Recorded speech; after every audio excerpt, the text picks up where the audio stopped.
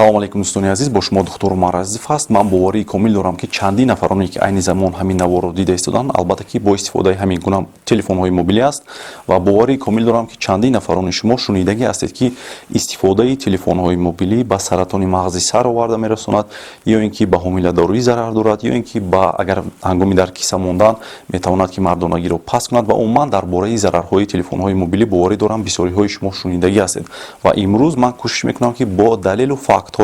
ба шумо исбот намоям ки ин телефон, яъне телефони мобилӣ ба шумо зарар дорад ё ин ки не ва умуман чӣ зарарҳо дорад ва мо бояд чӣ гуна онро истифода барем. дӯстони аз пеш аз оне ки наворро шурӯъ мекунем, мехоҳам як эълони хурдро ба шумо расонам. Чӣ хеле ки шумо огаҳ ҳастед, дар вақти авҷи пандемияи коронавирус мо чандин маротиба дар саҳифаи инстаграм худ эфир гузаронида будем ва ба саволҳои мардум дар мавзӯи коронавирус ҷавоб гардонида будем ва мо тасмим гирифтем ки дар мавзӯъҳои дигари тиббӣ, яъне дар мавзӯъҳое ки робита ба тиб аст, боз кам кам ҳамин гуна эфирҳоро сар кунем ва ҳар нафаре ки инстаграм дошта бошад марҳамат дароед обуна шавед ва интизори эфир шавед. Вале як хоҳиши дигар аз ҳар яки шумо дорам дӯстони азиз, ки барои ман бениҳоят муҳим аст. Хоҳиш мекунам ки ҳар нафаре ки инстаграм дошта бошад дар зери ҳамин навор дар комментария плюс монед, ҳар нафаре ки надошта бошад хоҳиш мекунам ки минус гузоред ва мо ҳисоб мекунем ки чанд нафар дорад, чанд нафар надорад ва баъд ба хулоса меоем ки ҳамин эфирҳоро дар ютуб гузаронем ё ин ки дар инстаграм. Хоҳиш мекунам ки дар зери ҳамин навор дар комментария плюс ё минус гузоред. дӯстони аз телефонҳои мобилӣ аз худ нур мебароранд, яъне излучение, ва бояд гуфт ки барои оне ки шумо фаҳмед ки ин нурҳо ба шумо зарар доранд ё ин ки не, шумо бояд донед ки ҳамин нурҳо ман гӯем асосан ба ду гурӯҳ ҷудо мешаванд. Ин нурҳои ионӣ ва ғайриионӣ, яъне ба забони русӣ мегӯянд ионизирующие ва неионизирующие. ва ба нурҳои ионӣ дохил мешаванд нурҳои рентгенӣ ва дохил мешаванд нурҳои ультрабунавш ва нурҳои гамма нурҳо. ва ҳар се ин нурҳое ки ман номбар кардам, инҳо вақте ки ба организм таъсир мерасонад, қобилияти вайрон кардани занҷири ДНК-ро доранд ки ба оқибат ба саратон оварда мерасонад. Вале чӣ хеле ки гуфтам, нурҳои рентгенӣ ки ҳастанд, онро дар рентген истифода мебаранд ва вақте ки дар рентген шумо худро рентген мекунед, аз ҳад агар зиёди бад бошад, ин қобилияти вайрон кардани ҳамон ДНК-и ҳуҷайраҳои бадани шуморо дорад ва оқибат метавонад ки ба саратон оварад. Агар аз ҳад зиёди бад бошад, метавонад ки ба бемориҳои саратонӣ оварда расонад. Вале агар оиди телефонҳои мобилӣ гап занем дӯстони азиз, албатта ки онҳо аз худ излучение ки доранд, яъне ҳамон нурҳое ки мебароранд, онҳо ғайриионӣ ҳастанд ва онҳо қобилияти вайрон кардани ДНК-и ҳуҷайраҳои бадани моро надоранд. Агар ки гӯем ки дар ҳамон дозировкае ки айни замон истифода мешавад дар телефонҳои мобилӣ, дар микроволновкаҳо, дар радио, он дозировкае ки истифода мешавад, ҳамон миқдор, онҳо албатта ки қобилияти вайрон кардани ДНК-ро надоранд. Ва бояд гуфт ки ин нурҳои ки дар телефон истифода мешаванд, нурҳои ғайриёнӣ, ино нурҳои дароз ҳастанд ва вақте ки дозировкаи зиёди он истифода мешавад, яъне истифода бурда мешавад, қобилияти гармидиҳӣ дорад. Ва барои ҳамин вақте ки шумо муддати дароз бо телефон суҳбат мекунед, агар аҳамият дода бошад, телефони шумо гарм мешавад. ва инчунин барои ҳамин нурҳоро дар микроволновкаҳо истифода мебаранд барои гарм кардану пухтани намедонам хӯрокҳо. дар ин 10 солаи охир дӯстони азиз бениҳоят зиёд таҳқиқотҳо гузаронида шуданд ва ягонтаи он исбот накард ки телефонҳои мобилӣ метавонад ки ба саратони мағзи сар оварда расонад ё ин ки ба ҳомиладорӣ зарар дошта бошад. ва дар бисёр ҳолатҳо вақте ки шахс бемор мешавад ва бемориҳо гирифтор мешавад, он албатта ки сабабҳои бемории худро мекобад ва вақте ки дар Амрико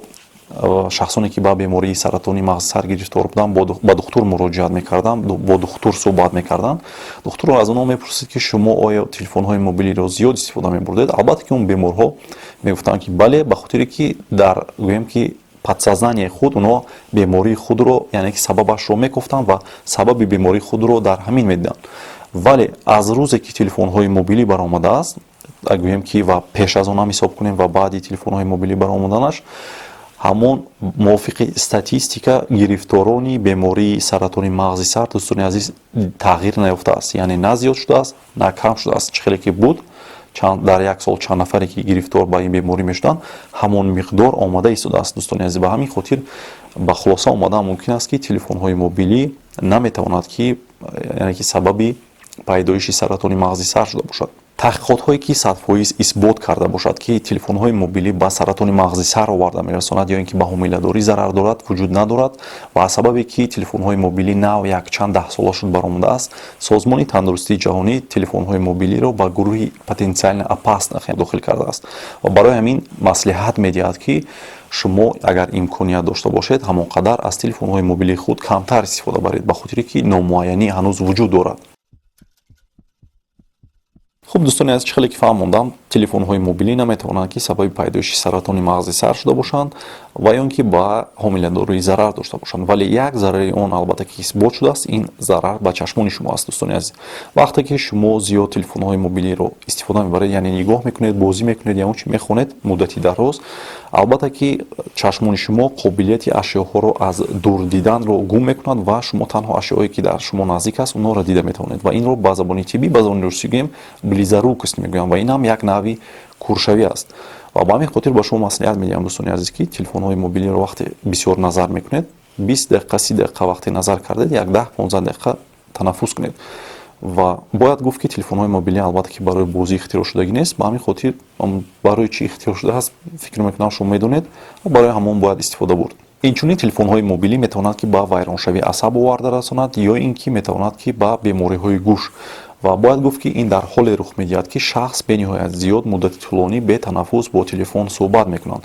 ва ҳастанд шахсоне ки 5-6 соат дар як рӯз суҳбат мекунанд ва вақте бо онҳо ҳам суҳбат мешавед, онҳо албатта ки аз вайроншавии асаб, аз харобшавии асаб шикоят мекунанд ё ин ки аз пастшавии шунавоӣ. ба ҳамин хотир дӯстони азиз телефонҳои мобилиро камтар истифода баред ва бо танаффус ва вақте ҳамсуҳбат мешавед кӯшиш кунед ки 2-3 сантиметр аз гӯшҳои худ яъне ки дуртар гиред ва баъд ҳамсуҳбат шавед. дигар миф ё ин ки ягон гӯем ки афсонае ки дар байни мардум паҳн шудааст, ин албатта ин аст ки вақте телефонҳои мобилиро дар кисаи худ мегузоред, ин метавонад ки ба системаи мардонагӣ зарар дошта бошад ва мардонагиро гӯё ки паст кунад. албатта ин дурӯғ аст, ин ягон асос надорад, ба ҳамин хотир аз ин бехавотир бошед дӯстони азиз.